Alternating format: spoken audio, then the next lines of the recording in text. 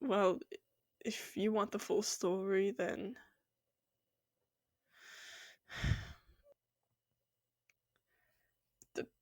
The Department for the Regulation and Control of Magical Creatures hired me for my experience.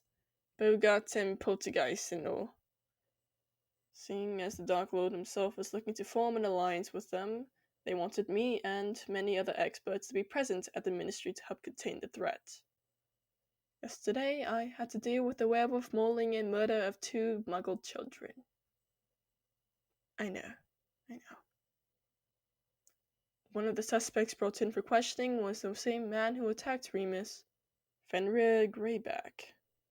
He wasn't in the werewolf registry, and he knew so too. He played himself off as a clueless Muggle tramp fascinated by everything around him. The questioners believed him, of course. They were exhausted, and Greyback's torn, dirty clothing and lack of a wand swayed their judgment. But I knew better. He's fidgeting.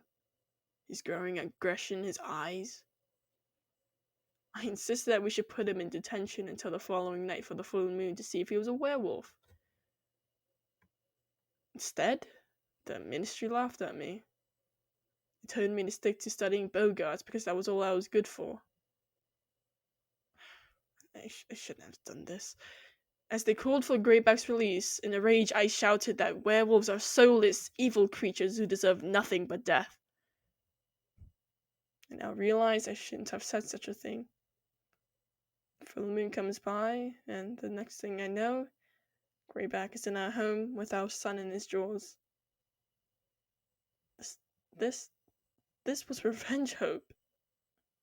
He wanted to show me that soulless, evil creature I called him. I was lucky to be able to fight him off in time, but... now our baby has to face a fate worse than death. Living as a werewolf.